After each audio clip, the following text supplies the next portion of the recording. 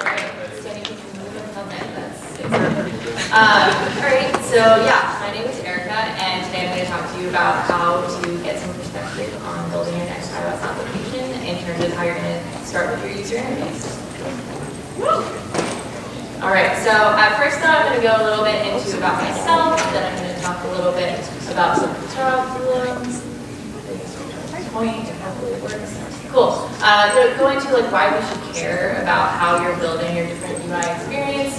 Give you a little bit of info and context and why that should matter to you, weigh some pros and cons, and then we're going to go into which is the best and see if that's controversial or not.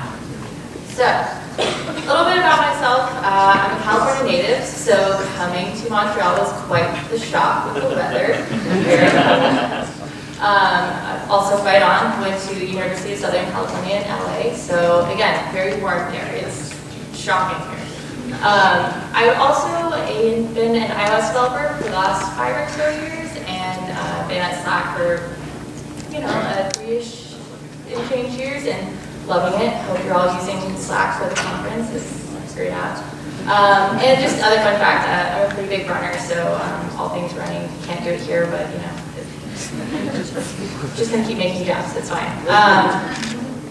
Cool, so back into iOS development. So one of the big problems that you might find when you're developing your first iOS application, or maybe you're joining a new team, starting an internship, and you're working on iOS development, is you're gonna have a lot of choices of how you're gonna build your views. And choices are really difficult when you're kind of going through things because it means you have to make a decision. And you have to kind of weigh the pros and cons, you have to think about what you're doing when you're building your iOS application.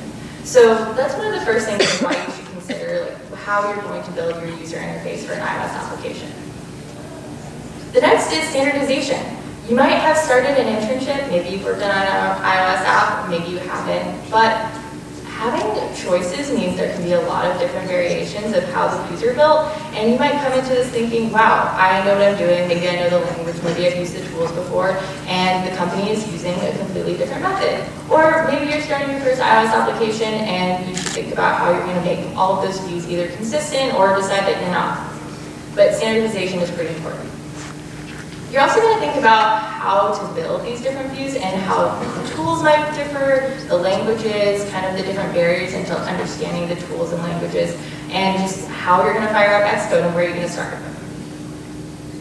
So, to give you some context on how to make these decisions and why we should care about building our user interfaces in a specific way or not, we should go into the different types of ways of building an interface for your app.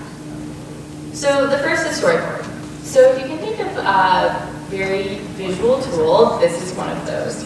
Apple has created storyboards as a way to kind of, with little or no code, just kind of like drag and drop some elements and create a really nice way for you to just like visually see an application that you can run on your phone. Next, nibs, zips, whatever you want to call them, Xml-based views that are also similar to storyboard. They're kind of standalone components rather than storyboards that are a little bit more full-fledged with like view controllers and whatnot, but you can kind of get the same usage out of those and kind of see a really instant view. And standard, whether you're a front-end developer, mobile developer, code, just using plain old like Swift or Objective-C, whatever your preference, and just kind of building the views from there. Alright, so storyboards. Let's go into a little bit of more details here, weigh some pros and cons. As you can see here in the video, we have a storyboard in which you have kind of like this standalone view controller, and I'm just literally dragging and dropping a button into a view, which is really powerful. Did I have to learn any code for that? No, but you can kind of just see it, which is pretty cool. But you can also imagine, I didn't write any code for that. What's going on? Who knows? So, Apple has some cool stuff under the hood that makes it pretty magical, and also maybe a little bit intimidating. So let's make some pros and cons here. So storyboards, as you just saw in that little video there, they're really easy to visualize. You can instantly see kind of what's happening. You add a button, you add a text label, you add an image, and it's already right there, which is pretty impressive. You didn't really have to do a lot, but you just like see it immediately. If you think about about how easy it is to visualize, you can also think about how easy to prototype something. A designer hands you a design, adds some buttons, makes something with some colors, and you kind of just see it immediately. You didn't really even have to build and run it, which is pretty impressive. It's also a quick way to test a lot of different interactions. You can add different attachments from view controller to view controller, kind of see like moving from one view to the next, what happens, how it moves, how it interacts, without, again, really doing a lot of code, which is really powerful. And you can create an entire app with really little to no code, which is pretty impressive if you think about it for a platform where you kind of just want to see results instantly and share this with a lot of different people. Maybe get a proof of concept, maybe you're making your first app and you kind of just want to test out some ideas.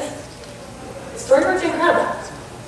But some cons. All right, so if you're building a really visual app, it can be really hard to extend this, because if you can think about it, when you're using the iOS application and you want to make something probably, maybe you have like, maybe I want to create my own dark button, and it's not going to be a standard UI button that Apple creates. What I just grabbed in that screenshot a few slides ago was one of Apple's standard buttons, so just making that extensible is going to be a little bit difficult to think about. Constraints. You are probably going to have folks, users who have phones ranging from everything from an iPhone 6, yes, people still use iPhone 6s, all the way to the 11 Max Pro. That's a lot of different ranging of sizes, and you're going to have to understand this is a new tool, or potentially new tool for you to ramp up on, and understanding how to build something with like an auto layout to resize for dimensions, for landscape mode, to just make sure everything kind of works with all the different modes. It's an uphill battle. You're going to have to understand how it works. So just learning that can be maybe a little bit more work than you want to be. So you can also, it's difficult to visualize, it's difficult to extend, it's really easy to visualize, it's difficult to extend. But you can also imagine that it might be really hard to create different components. If you want to have like simple login screens that might have like the same view over, or maybe a very similar view over several progressions of screens, but you kind of just want to take some mismatched components, it's going to be really difficult to do that with storyboards. You might end up creating the same storyboard, it looks similar, but it has like a little bit of tweaks, and it keeps moving from button to button. It can get really messy with all the different connections, so just keeping that in mind while you're creating the storyboards. And just merge conflicts, they're already really hard to work with, and working with storyboards and merge conflicts, just kind of under the hood, like you can see it really visually. The merge conflicts you can't see very visually, so when you're kind of like resolving those, it might be difficult to understand with like a large team which changes you're making and how that might impact afterwards. So just keeping that in the back of your head. All right, so nibs, kind of similar. You get this really great experience where it looks kind of like the storyboard experience where you kind of just like, I'm dragging a text field onto a view, and it's really nice. You can kind of see exactly what happens when I'm just like pulling that over. But it's like one of those more standalone components where you might be making like table view cells or something of that similar quality. And it's pretty great to visualize, but a little bit less full stack than the view controller that you might have for a storyboard. So some pros here. You can create a little bit more visual or reusable components here. So you can imagine if you want to create a table that has a lot of lists, maybe for like a grocery list, you can have like some vegetables, some fruits, and create this reusable component. It kind of works out pretty well. You can see it visually and kind of understand how it might be able to be reused, which is great. You can also create localizable views. If you've ever made an app and cared about all the languages that it's in, you might want to understand how a button stretches, if you have a really long language or very verbose language, or maybe you want to check out that like right to left compatibility. Create all the different views in all the different languages, which is wonderful. So you kind of have all this like this whole full stack look of what it looks like to see all the languages in real time. Again, similar to storyboard, really easy to visualize. You kind of get what you see when you look at it while you're building it. And prototyping, similar to storyboards, you can make things really quickly and kind of see what it's going to look like without even building. If you've ever worked on a really large team or a really large code base, taking anywhere from more than 30 seconds to minutes to build and compile and run everything is a really painful experience, so being able to see things is really helpful. So, cons again. Oh, those merge conflicts. It's an XML-based language, so again, unless you're like super well-versed, maybe you're an Android developer and this like really makes sense to you and you jive with it, it's not my strong suit, so just kind of understanding all of that is more difficult. You also want to think about the reusability. It's a little bit more customizable than a storyboard because you can kind of create those standalone components, but still, again, kind of difficult to work with. And yeah, just thinking about all of that, having to manage all of the different things that you're working with, and it is just, you got to think about all the different constraints and how to manage that as a tool, similar to how you might think about storyboards. Programmatic, something a little bit more standard. This is kind of just a snippet of some Swift code, creating a button with some blue background and its title set to button. Pretty standard for iOS development. So pros here, super extensible. You can probably imagine if you want to create, like, designers have these wild ideas about animations or how to make something look really pretty, or maybe they even want to use some components that are more Android relevant. You just kind of want to make it more that fashion. It's super extensible, super easy for you to kind of create and manage all of that with using Swift or Objective-C. You don't really need to learn a new tool. It's just kind of programming, front end, back end, web. It's just another programming language. You're just creating your UI straight from that. Very easy to debug. You can set a breakpoint and step through the code. That's wonderful. It's very nice. If an interaction is not happening the way that you expect it to and you don't know why, having breakpoints in Xcode and being able to go line by line is really nice. So, but there are some cons. You know, it can be difficult to understand how these components look visually. And you're kind of just reading the code, and maybe the code makes sense when you write it and you think you're a wonderful developer, but we all know that if you've ever tried to compile that first time and you think everything should work the first time, well, it's not always going that way. So you have to test it and kind of run it and see every time, so if you want to iterate on things, it's going to be difficult. Which takes me back. Oops. Going real fast here. It can take you a really long time to test changes. One of the projects that I was working on as an intern, I don't know, it took maybe like 5 minutes to compile and like get everything running, which is really painful. If I want to just like tweak things, if the designer will kind of like also change the text of a color, if we want to make it, if I want to test it in light mode and dark mode and like do all these things, it can take so long. But, you know, trade-offs again.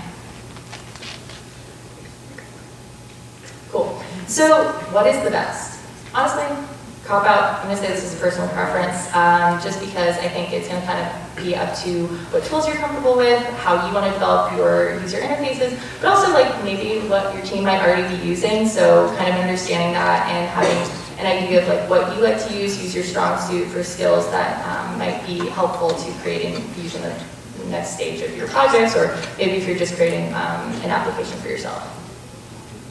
Weigh the pros and cons. I think it's really important to understand what type of app you're building. So if you're prototyping something, maybe you just kind of want to like build a proof of concept, get some friends on board to build an app with you. Using something like a storyboard might be a great thing where you can kind of just try something out super quickly. But on the same side, maybe you're working on a large team and maybe they're doing everything programmatically and designers are asking for prototypes of everything all the time and you're kind of like, this is really difficult to do. I have to iterate. And if you have to iterate and it's going to take really long to compile all those changes. So thinking about that. Work with your group or team. I mean, you might not be working alone, but your team might already have standards and might take those choices away from you. So maybe that makes it a little bit easier of a burden for you, but understanding each of these, weighing the pros and cons and kind of understanding that makes your choice of standardization and developing different views a lot easier in those cases. So I talked a little bit about myself. I kind of went into why we should care about how we're building our views and which choices we make and how we standardize that for teams. Give you a little bit of context on each of those views, as well as like weighed some pros and cons into how UI views can be developed on iOS and what they might look like.